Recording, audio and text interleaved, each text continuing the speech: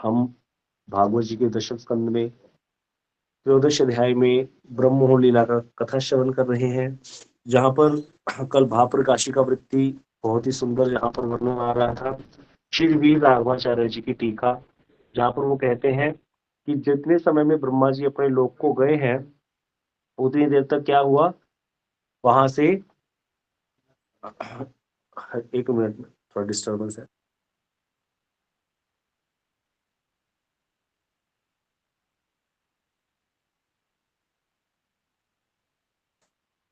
तो वहां पर ब्रह्मा जी जब गए अपने लोक को, तो भगवान ब्रह्मा जी का रूप धारण करके वहां चले गए और उनको वहां से बाहर निकाल दिया।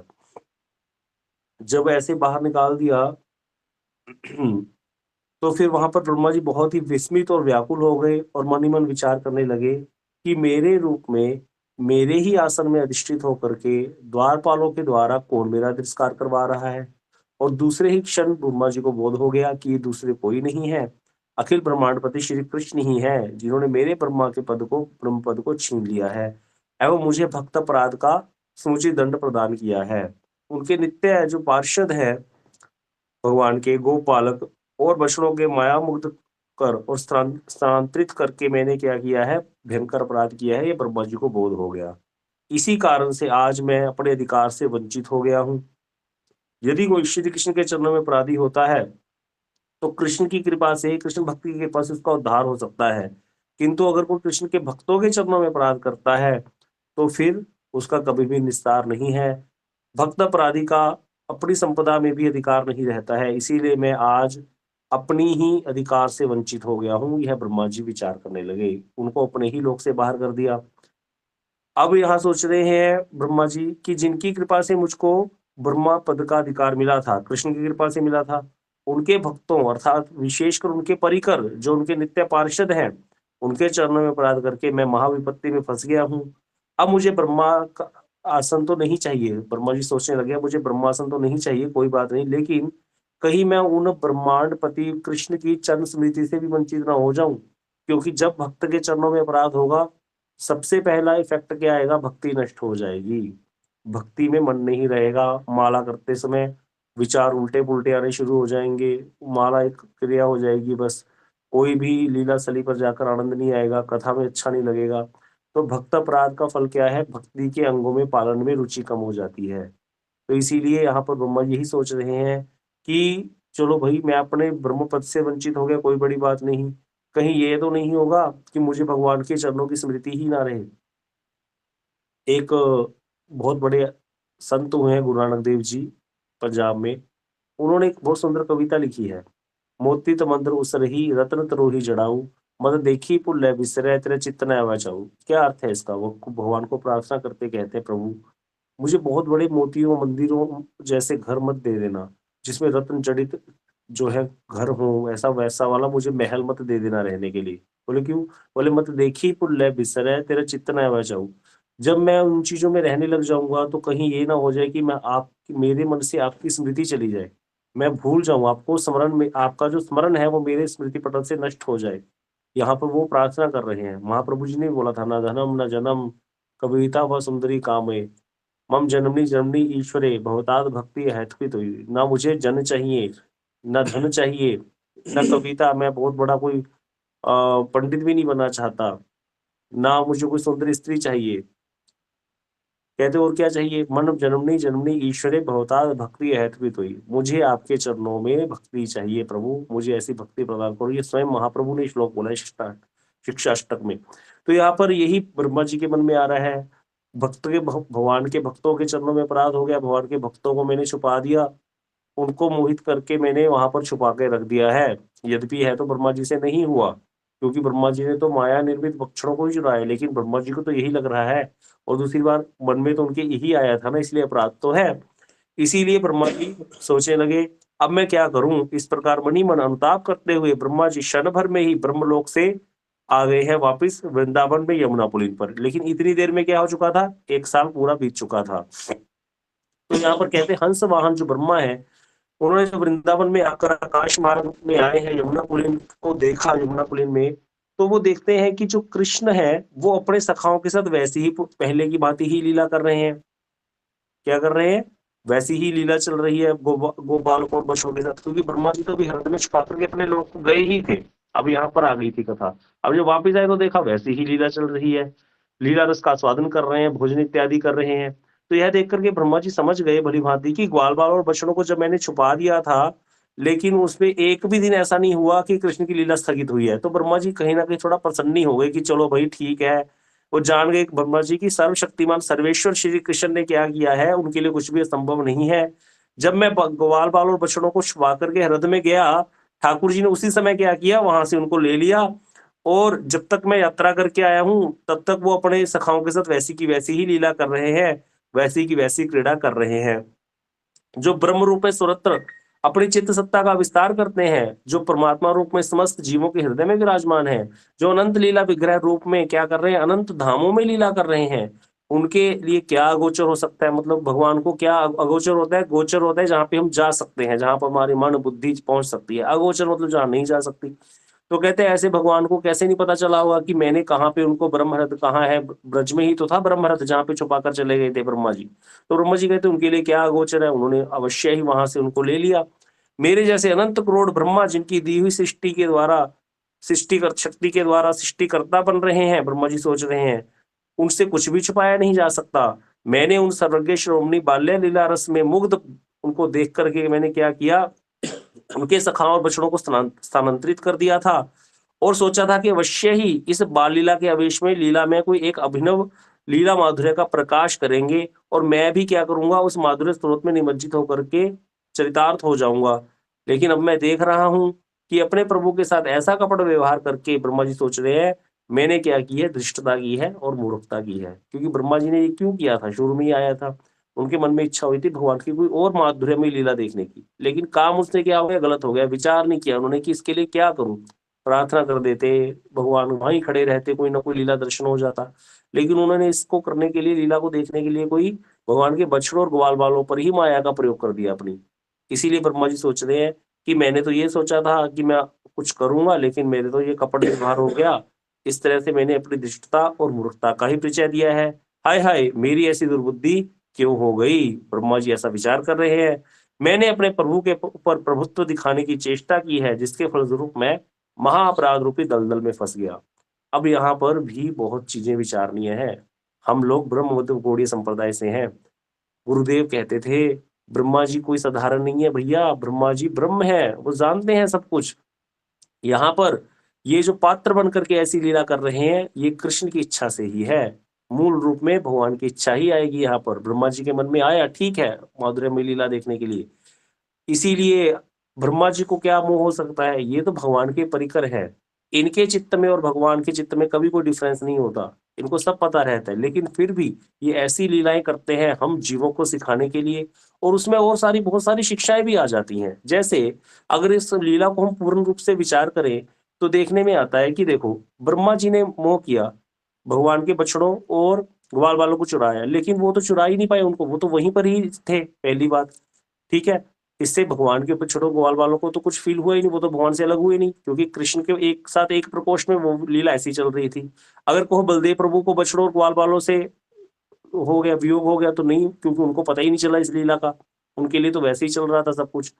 जितने भी ब्रज के गोपियां और वात्सल्यवती गायें थी, उनके लिए तो और आनंद की बात हो गई थी। पहले तो वो अपने पुत्रों को बाद में आलिंगन करती थी, कृष्ण को पहले करती थी, अब वो अपने ही पुत्रों को आलिंगन कर रही, क्योंकि कृष्ण ही उनके पुत्र बन गए हैं, तो उनकी वो वाली इच्छा भी पूरी कर दी।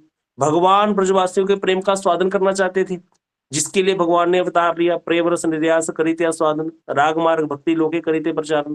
तो ये भगवान की जो मूल इच्छा है कि प्रेम रस का निर्यास करना है, राग मार्ग की भक्ति का प्रचार करना है, वो प्रचार कैसे होगा? उसके लिए भगवान अपने ही परिकरों को चुनते हैं, जय विजय को श्राप दिलवा देते हैं सनकादिक ऋषियों से, तब जाकर के लीलाएं होती हैं। तो यहाँ पर क्या हो रहा है, ब्रह्मा जी तो एक पात्र है। जैसे कैकई, कैकई तो इतना प्रेम करती है राम जी को, उसने तो दूध पिला पिला करके राम जी को बड़ा किया था, वो कैसे वरदान मांग सकती थी? भगवान ने उनसे पहले ही बात करी थी। इसीलिए जब भरद्वाज मुनि के आश्रम में श्री भरत जी महाराज पहुंचे हैं, बार बार कहते हैं कलंक लग गया, कलंक लग गया, मेरे कारण कलंक लग गया, मैं जगत में कैकई क्यों जन्मी? अगर कैकई जन्मी तो वो बांझ क्यों नहीं हुई?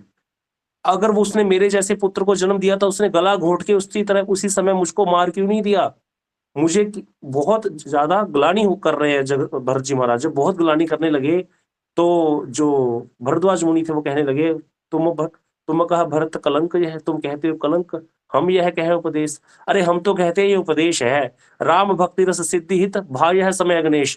अरे जिसको राम जी की भक्ति करनी है, जिसको देखना है प्रभु के प्रति प्रेम कैसा होता है, प्रभु प्रेम की मूर्तियां कैसे विराजमान रहती हैं संसार में, भक्त जो होते हैं वो आपको देख ले, इस समय भरत जी को आकर दर्शन कर ले, पता चल जाएगा प्रेम कैसा होता है भगवान के प्रति, राम जी के प्रति कैसा प्रेम होना चाहिए। गोस्वामी जी लिखते हैं, वैसी धरती जब राम जी चले थे तो बड़ी कोमल हो गई थी। जब राम जी चले, उसने कुछ कांटे छुपा लिए थे, धरती पे तो कुछ कांटे हैं भाई, कंकर चुभते हैं पैर में, धरती ने कुछ कांटे छुपा लिए जब राम जी चले। बोले लेकिन जब भरत जी चले तो धरती और ज्यादा कोमल हो गई, और ज्यादा घास इत्यादि बिछा दिया, गलीचे बिछा दिए मोटे मोटे, कि प्रभु आए थे पहले तो कोई खास बात नहीं थी, अब उनके भक्त आए हैं, राम प्रेम का साक्षात मूर्ति भरत जी महाराज आ रहे हैं। अब कोई यहाँ पर भरत जी को दोष दे तो ये दोष है, भरत जी जैसा कोई होगा? यहीं पर यहाँ पर भी समझना पड़ेगा, यहाँ पर ये सारे भगवान के परिकर है। उस समय पर भरद्वाज मुनि ने कहा, इनको भरत जी महाराज जी को कहा, हे भरत, कैकई को वो दोष देगा जिसने साधु सभा का सेवन नहीं किया है, जिसने साधुओं की सभा का सेवन नहीं किया वो कैकई को दोष देगा, अन्यथा कोई दोष नहीं है। अर्थात साधु संग में ही पता चलेगी लीला के गुण रहस्य, तब जाके समझ में आएगा ये लीलाएं कैसे हो रही हैं। यहाँ पर ब्रह्मा जी जो है, यहाँ पर साधु सभा हमें क्या बता रही है, गुरुवर्ग क्या बता रहे हैं, ब्रह्मा जी साधारण नहीं है। आगे कितना कुछ आएगा इस लीला में देखना। ब्रह्मा जी ने तो अपने आप को एक पात्र बना करके लीला है, क्योंकि भाई भगवान के हृदय को कौन समझेगा, उनके खास व्यक्ति ही तो समझेंगे, तो इसीलिए तो ये लीलाएं होती हैं। अब देखिए भगवान ने क्या किया, प्रेम रस का आस्वादन किया। राग मार्ग भक्ति का प्रचार कैसे होगा? राग मार्ग भक्ति अर्थात प्रेममयी भक्ति, कृष्ण के सखा कैसे बनेंगे, कृष्ण के प्रति वात्सल्यवती भाव कैसे आएगा? नहीं तो कृष्ण तो यशोदानंदन है, हम सोच ही नहीं सकते किसी व्यक्ति के अंदर वात्सल्य रस हो कि वो मेरा पुत्र भी बन जाएगा कृष्ण, मेरे अंदर भी कृष्ण के प्रति वात्सल्य रस आ सकता है, ऐसा कोई सोच ही नहीं सकता। लेकिन इस लीला में क्या दिखा दिया भगवान ने कि हो सकता है। भगवान जाकर के गोपियों के पुत्र बने कि नहीं बने, भगवान जाकर के गैयों का दूध पिया कि नहीं पिया, इसका अर्थ क्या है, हम भी उसमें शामिल हो सकते हैं। हमारा बल बढ़ गया, हमें हमें भी एक क्या मिल गया, ढांढस बन गया, हमें भी आधार मिल गया इस लीला के माध्यम से। तो यहाँ पर ब्रह्मा जी पूजनीय ही है। यह तो एक लीला चल रही है, इसलिए इसका आस्वादन करना है, हमको इसको समझना है, इस लीला को, इसके गूढ़ रहस्य को जानना है, कितना गूढ़ रहस्य इसमें छिपे हुए हैं ब्रह्मोहन लीला में। तो इसीलिए यहाँ पर कह रहे हैं कि ब्रह्मा जी सोच रहे, अरे मैं तो महा अपराध रूपी दलदल में फंस गया। अब यहाँ पर यह फिर क्यों सोच रहे ब्रह्मा जी, ये हमको सिखाने के लिए साथ के साथ, कि कभी भी कोई धाम में वास करना चाहता हो, कभी उसको कोई परेशानी मत करो। धाम वास में किसी की हेल्प करनी चाहिए, धाम से दूर नहीं करना चाहिए किसी को। भगवान से के धाम से किसी को दूर कर दिया, भगवान के बालक को, भगवान के बछड़े को भगवान से दूर कर दिया हमने। किसी को ऐसी चेष्टा करो कि धाम में प्रवेश करवा दें हम, उसको दूर कर देना मतलब अपराध हो गया हमसे। तो इसीलिए यह भी हमें शिक्षा प्रदान कर रहे कि कभी भगवान के भक्तों का अपराध नहीं करना भाई। तो लेकिन मूल रूप में तो उन्होंने भगवान के बछड़ों को चुराया ही नहीं, क्योंकि मूल रूप में तो बछड़े और ग्वाल बाल वहीं पर हैं। तो ये सारी चीजें हमें समझनी चाहिए। कई प्रकार की शिक्षाएं एक ही लीला में होती हैं। बद्ध जीवों के लिए यह शिक्षा कि अपराध नहीं करना, और क्या शिक्षा कि भाई देखो तुम चिंता मत करो, अगर भजन करोगे, भक्त हो, तो तुम्हारी भी कभी एंट्री हो सकती है कि कृष्ण तुम्हारे पुत्र बन जाए, कृष्ण तुम्हारे सखा बन करके तुम्हारे साथ आस्वादन करे लीलाओं का। ऐसा हुआ तो यहाँ पर यह सब चीजें शिक्षाप्रद है, समझने वाली है। तो इसीलिए जितने भी भगवान के पात्र होते हैं, कभी भी उनमें अगर ऐसा कुछ नजर आए तो उसमें कभी भी वैसा वाला हीन भाव, यहाँ ये समझने लग जाए हम तो ब्रह्मा जी अपराधी हैं, ब्रह्मा जी का अपमान करने लग जाए, यह गलती हमें कभी भी नहीं करनी। सावधान, अति सावधान।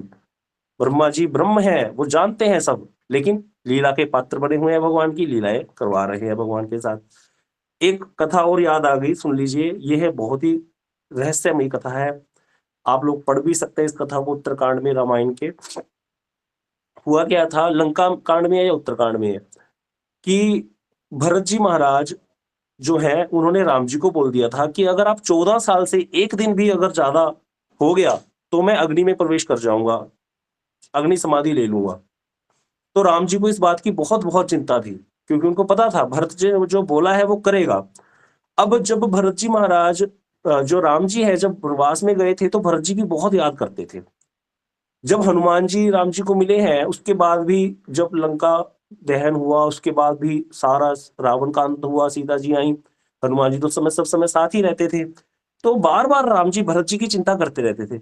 भरत जी को याद कर के अश्रु विसर्जन करते थे और इस चीज़ को देख कर के हनुमान जी के मन में क्षोभ होता था। भरत जी के प्रति उनके मन में अच्छा भाव नहीं था।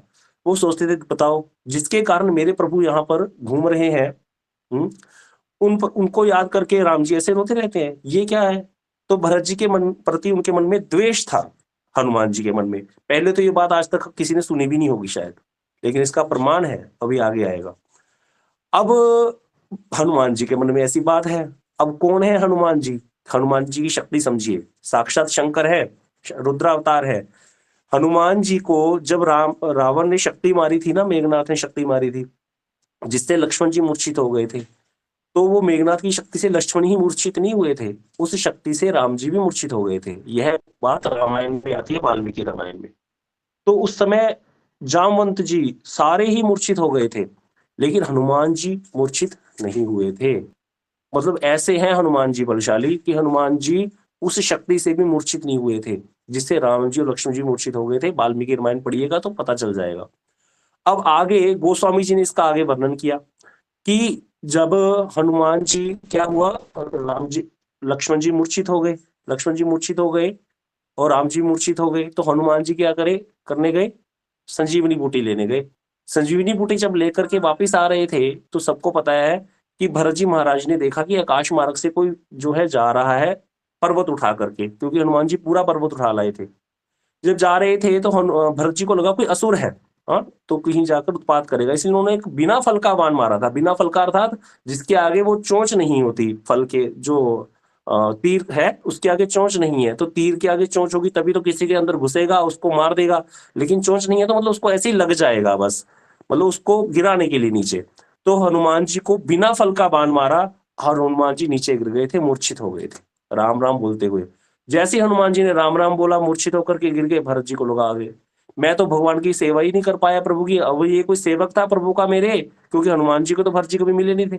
अब वो जब राम राम बोला, भरत जी ने सुना, राम कह के मूर्छित हुए हैं, तो वो समझ गए मेरे प्रभु का ही कोई कार्य कर रहे थे ये तो, और मैंने क्या कर दिया, विघ्न डाल दिया। तो भरत जी बहुत रोने लगे और रो करके कहने लगे अगर मैंने कभी भगवान के को हृदय में मेरे भक्ति है तो ये जो वानर है इसी समय जो कष्ट से रहित हो जाए। उसी समय हनुमान जी राम राम करते हुए जग गए। जग गए तो फिर वहां पर हनुमान जी ने भरत जी को देखा, तो समझ गए भरत जी तो राम प्रेम की मूर्ति है।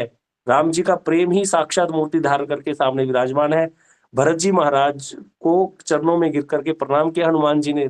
तब हनुमान जी का वो भाव जो है वो दूर हुआ है।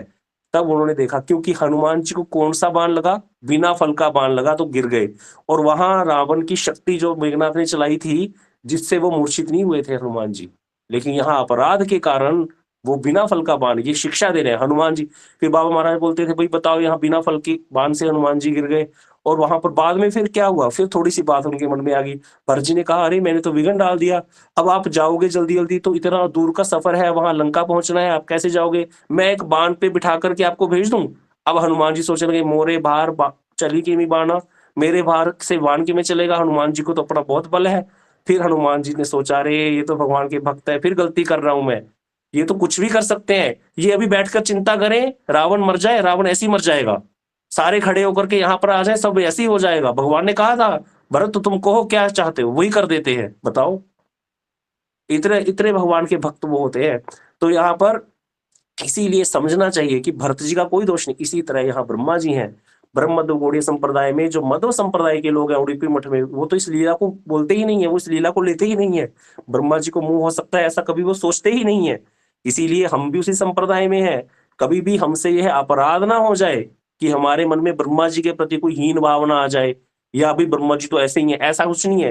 ये भगवान के परिकर है। सबसे पहले जो श्लोक दिया है मंत्र, गोपाल मंत्र ब्रह्मा जी को ही दिया भगवान ने। कितने प्रिय होंगे भगवान के वो, सृष्टि करने की शक्ति प्रदान की है ब्रह्मा जी को भगवान की। और ब्रह्मा जी शरणागत हैं। आगे 40 श्लोक सुनिएगा ब्रह्मा जी के। इंद्र ने भी तो अपराध किया था, भगवान ने इंद्र को कहा तुम तो मेरे पुत्र हो, कोई बात नहीं, और ब्रह्मा जी को भगवान बात भी नहीं कर रहे, क्यों? यह भी शिक्षाएं हैं, आगे समझिए, आगे आएगा वर्णन। इसको अगर भूल गए बताना तो याद कराइएगा कि इंद्र को तो भगवान ने, इंद्र ने क्या किया, इंद्र ने तो ब्रज को नष्ट करना चाहा, ऐसा वज्रपात किया ब्रज के ऊपर, फिर भी सारे ब्रजवासी जब भगवान के निकट आ गए और गिरिराज जी को धारण कर लिया भगवान ने, और जब इंद्र क्षमा याचना करने आया, 10 श्लोक बोले इंद्र ने मात्र, भगवान कहते जाओ जाओ, कोई चिंता नहीं, बच्चों से गलती हो जाती है। ब्रह्मा जी को नहीं बोला भगवान ने बच्चों से गलती हो जाती है, चुपचाप बैठे रहे। ब्रह्मा जी समझ गए अपराध अच्छी तरह से हो गया। तो ये शिक्षा है इसके पीछे भी, कि इंद्र शरणागत है कि नहीं है और ब्रह्मा जी शरणागत है कि नहीं है, यह भी विष्णु चक्रवर्तीपाद जी ने बताया है। तो ये लीलाएं बहुत गूढ़ है भैया, बहुत गूढ़ लीलाएं हैं, इसको अच्छे से समझना है हमें, कभी भी अपराध नहीं करना।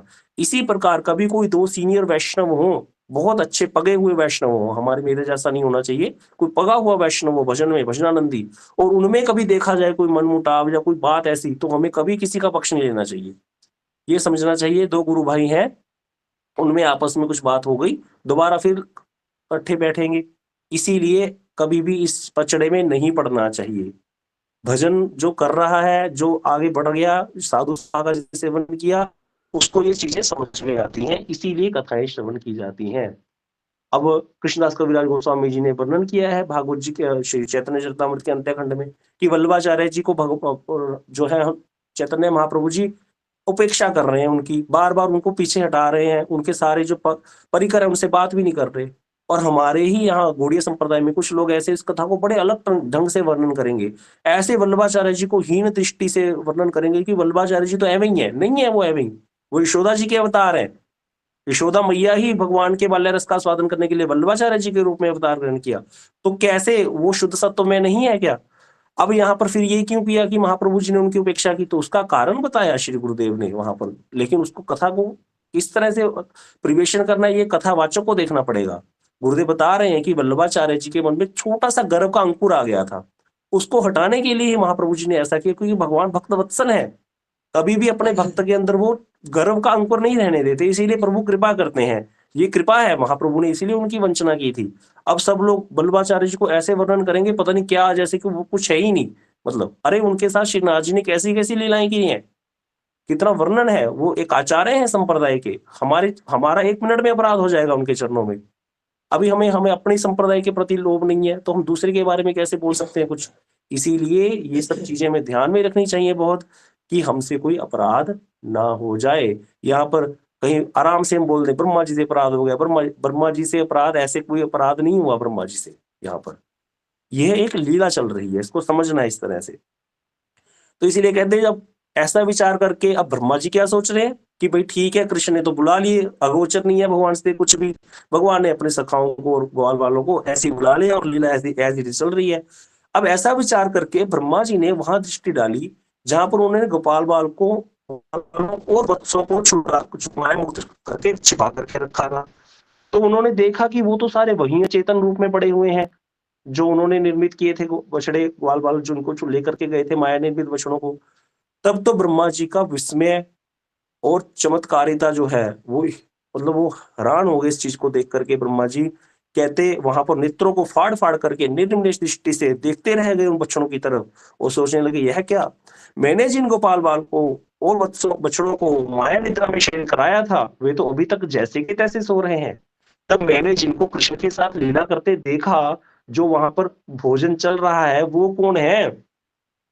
तो यहाँ पर सोचने लगे, तो क्या मेरे चले जाने के बाद, ब्रह्मलोक चले जाने के बाद कृष्ण ने जाकर के क्या किया, वहां पर क्रीड़ा कर रहे हैं? और जब मैं ऐसा विचार करने लगे ब्रह्मा जी की, हो सकता है ऐसा होता होगा कि जब मैं इधर देखता हूँ, इधर आता हूँ, तो कृष्ण उनको इधर ले आते हैं, जब मैं उधर जाता हूँ तो मेरे को मोहित करने के लिए कृष्ण उनको वहीं पर ही सुला देते हैं। तो इसीलिए यहाँ पर ब्रह्मा जी विस्मित हो गए और विचार करने लगे कि उनके लिए कुछ भी असाध्य नहीं है, इस प्रकार से ही हो रहा होगा, दोनों तरफ लेकर जा रहे हैं, लेके आ रहे हैं कृष्ण उनको। अब इसीलिए ब्रह्मा जी सोच लगे दोनों स्थानों पर एक साथ देखना चाहिए। तो ब्रह्मा जी के कितने मुख हैं? 4 मुख हैं। तो 2 मुखों से ब्रह्मा जी इधर देखने लगे, 2 मुखों से इधर देखने लगे, 4 नेत्रों से इधर देख रहे हैं, 4 नेत्रों से ब्रह्मा जी इधर देख रहे हैं। जब देखा दोनों तरफ, तो पाया कि एक ही समय में गो बालक और जो बछड़े हैं वो दोनों तरफ हैं। इधर के बछड़े गो बालक माया निद्रा में सो रहे हैं, और इधर के गो बालक और बछड़े जो है वो कृष्ण के साथ लीला कर रहे हैं। तब तो ब्रह्मा जी के आश्चर्य की सीमा ही नहीं रही। अब उन्होंने ध्यान लगाया कि ध्यान से पता करता हूँ, ब्रह्मा जी को सुधारा नहीं है, ध्यान लगाने लगे।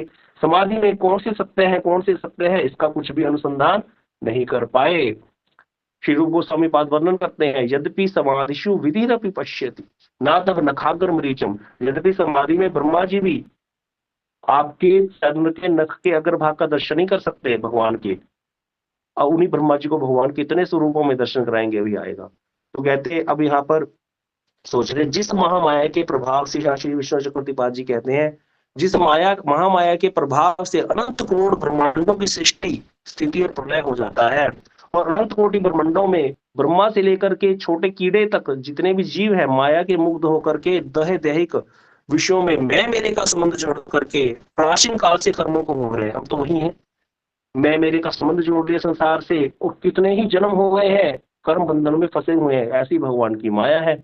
उस महामाया के महानियंता महामहेश्वर स्वयं भगवान श्री कृष्ण को अपनी माया का वैभव दिखाने जा रहे हैं ब्रह्मा जी।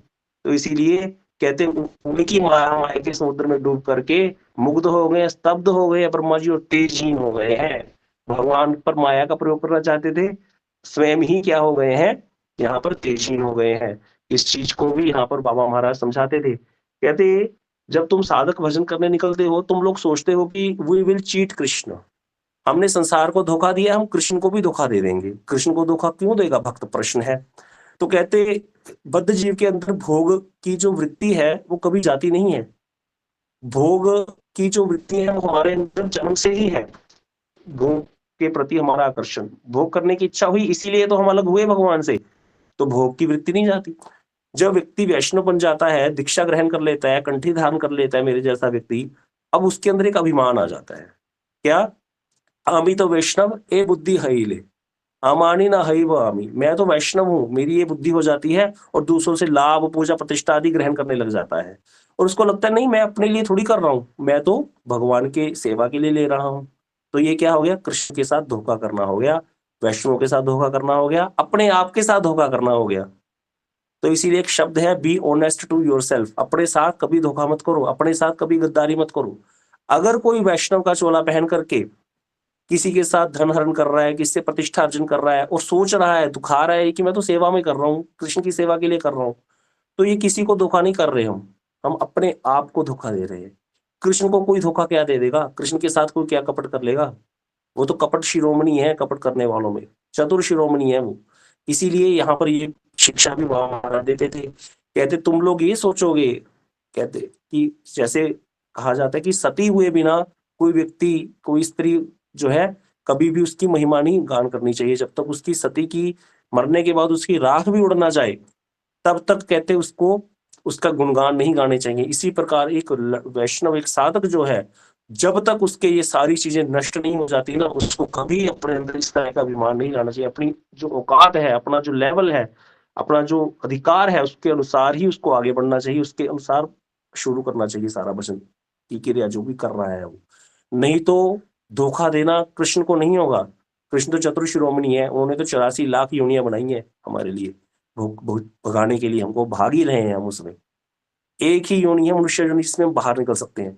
एक ही रास्ता है, सदगुरु का आश्रय है। एक ही इतनी बड़ी संप्रदाय मिल गई, सदगुरु मिल गए, सब कुछ हो गया। अगर इसको प्राप्त करके भी नहीं प्राप्त कर पाए तो ये हमारी ही गलती होगी और किसी की नहीं होगी। तो इसीलिए यहाँ पर ये चीज को बाबा महाराज बहुत अच्छे से समझाते थे। इस पे हम कल चर्चा करेंगे कि क्या इसमें समझने वाली बात है। कल आप जरूर याद कराइएगा। इसमें कथा सुनाते थे एक स्त्री की, जिसको बोलते हैं मन। बाबा बोलते थे ये मन है ना, जो मन हमारा, ये पुंछड़ी स्त्री है। पुंछड़ी स्त्री, ये पुंछड़ी स्त्री क्या होता है, इसको समझना है। तो फिर जाकर के इसको जानकर अपने आप को कि मैं कहाँ पर खड़ा हूं, तब आगे बढ़ पाओगे। नहीं तो यहाँ पर जैसे ही कह रहे हैं ना कि ब्रह्मा जी क्या सोच रहे हैं कि मैं तो क्या कर दूंगा, महामाया के समुद्र में डूब, अपनी माया डाल दूंगा कृष्ण पर। वो स्वयं कृष्ण की महामाया के समुद्र में डूब गए। इसी प्रकार साधकों का हो जाता है कई बार। इसीलिए कबीर जी के जितने भजन है, लास्ट में उन्होंने क्या कहा, कहत कबीर सुनो रे भाई साधो, कहत कबीर सुनो रे भाई साधो। साधु को क्यों कह रहे हैं, गृहस्थी को क्यों नहीं कह रहे? गृहस्थी भी तो भजन करते हैं। बोले नहीं, जो भी भजन करता है वो साधु। पहली बात तो वो साधु सावधान रहे, साधु सावधान हो जाए। बाकी सारी तो मर रहा है, एंजॉय कर रहा है संसार में, उसके लिए तो भगवान ने 84 लाख योनियां बनाई हैं। घूमते रहने दो। तुम तो आ गए थे इधर, तुम तो निकल जाते, तुम सावधान ही नहीं हो। इसीलिए सावधान हो जाओ, बार बार सावधान कह रहे हैं, कर रहे हैं हमें। तो इसीलिए ये बहुत समझने वाली बात है। अभी कल हम कथा श्रवण करेंगे, समय हो गया है। वांछा कल्पतरुभ्यश्च कृपा सिंधुभ्यश्च पतितानां पावनेभ्यो वैष्णवेभ्यो नमो।